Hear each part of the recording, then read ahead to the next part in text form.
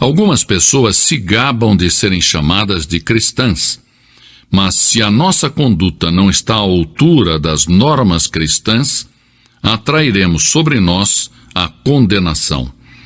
Em Apocalipse 3:1, lemos: Tens nome de que vives e estás morto. Não basta ir à igreja.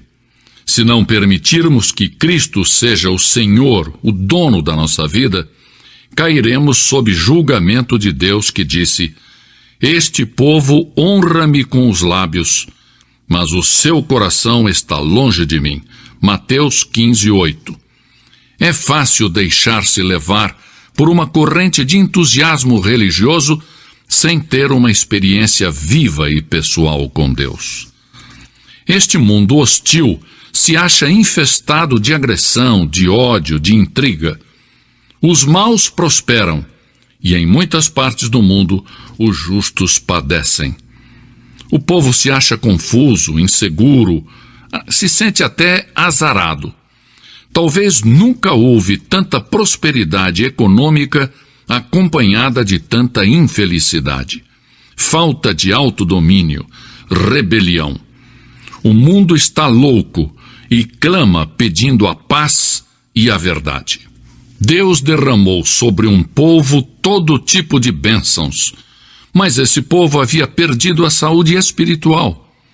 No meio desse povo se levantou o profeta Abacuque e clamou: Aviva, ó Senhor, a tua obra no meio dos anos. Abacuque 3:2. Talvez você pergunte: mas como obter a renovação e o despertamento? Que passos tenho que seguir para alcançá-lo? Primeiro, você deve fazer uma oração fervorosa. A Bíblia diz: se o meu povo, que se chama pelo meu nome, se humilhar e orar e buscar a minha face e se desviar dos seus maus caminhos, então, diz o Senhor, eu ouvirei dos céus, perdoarei os seus pecados e sararei a sua terra. Segundo Crônicas 7:14. Deve haver um anseio profundo de avivamento, não um simples balbuciar de palavras ou palavreado religioso. É preciso que haja oração intensa e fervorosa. A Bíblia diz: a súplica de um justo pode muito nos seus efeitos. Tiago 5:16. Que a sua alma esteja em agonia, que corram as lágrimas, que o seu coração se angustie pelos perdidos. A palavra de Deus diz: aquele que sai chorando, levando a semente para semear, voltará com cânticos de júbilo, trazendo consigo os seus molhos. Salmos 126:6. Segundo, nós temos que abandonar os nossos pecados. A Bíblia é clara: deixe o ímpio o seu caminho e o homem maligno os seus pensamentos. Volte-se ao Senhor. Isaías 55:7. Mas antes de começar o avivamento, tem que cessar entre os crentes as disputas, prejuízos, má vontade, inveja, ciúmes, amargura, crentes criticando uns aos outros. Porque o mundo se acha perdido perante tantas discórdias, lutas e intolerância entre aqueles que dizem pertencer a Cristo. O despertamento deve começar no coração dos crentes, antes que o Evangelho possa chegar com eficácia ao mundo. Quando os discípulos de Cristo deixarem as suas discórdias e egoísmo e confessarem os seus pecados, então deixarão que o Espírito Santo os encham. Então se produz o avivamento. Temos que abandonar os nossos maus caminhos. O Espírito de Deus não pode atuar em um clima de dissensão, discórdia e disputas. Devemos nos despojar da nossa mesquinharia, das nossas miudezas, dos nossos caprichos. O inimigo das nossas almas tem debilitado a eficácia da igreja porque temos nos especializado em controvérsias, em dissensões, e não temos andado chorando e levando a semente preciosa.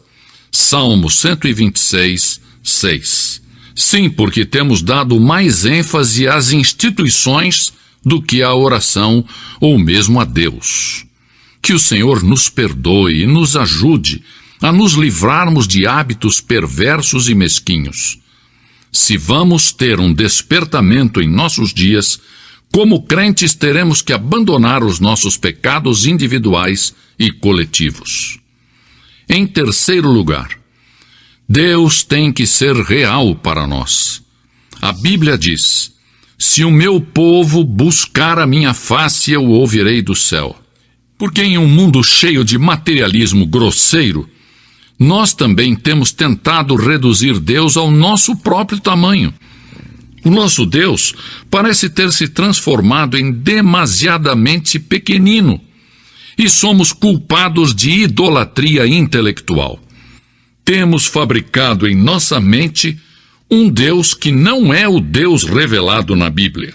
Muitas vezes associamos a experiência cristã genuína, vital e pessoal a pessoas altamente emotivas.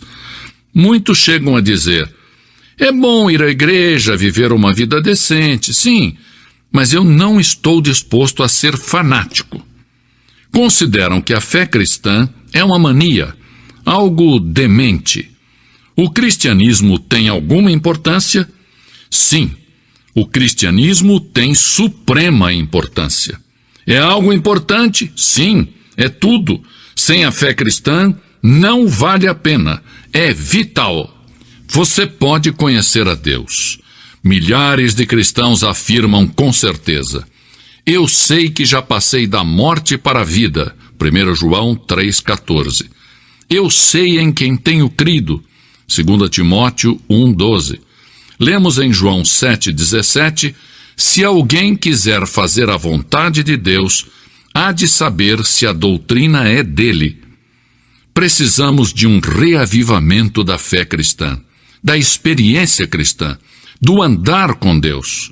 Deus tem dito: se o meu povo buscar a minha face. Se de novo descobrirmos que Ele é santo, justo, real, absoluto e pessoal, e que é um Deus de amor e de misericórdia, esta realidade será transferida ao mundo e o avivamento então virá.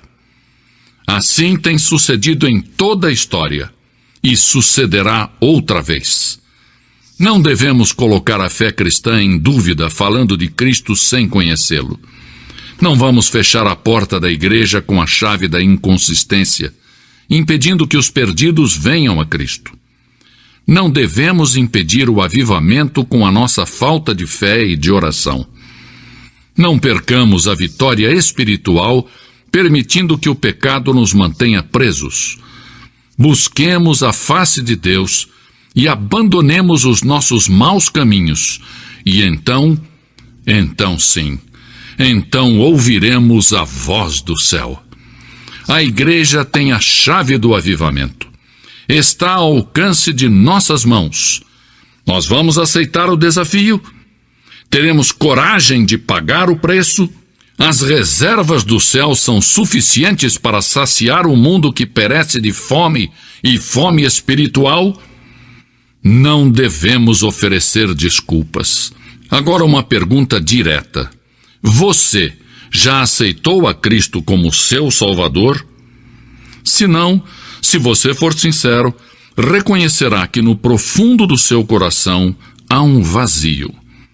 Seu coração anseia por paz, gozo e perdão. Há um vazio que o mundo não pode satisfazer. No centro da história, em um caminho da Palestina, se plantou uma cruz. A cruz de Cristo, o Filho de Deus. Por um milagre admirável que só Deus conhece, todos os que põem o seu olhar naquele que foi sacrificado na cruz, recebem a salvação. Não somente as pessoas boas, respeitáveis e decentes, mas os vis, os desprezíveis, os desumanos. Um ladrão que agonizava junto com Jesus, pôs nele o olhar de fé e recebeu a segurança da vida eterna.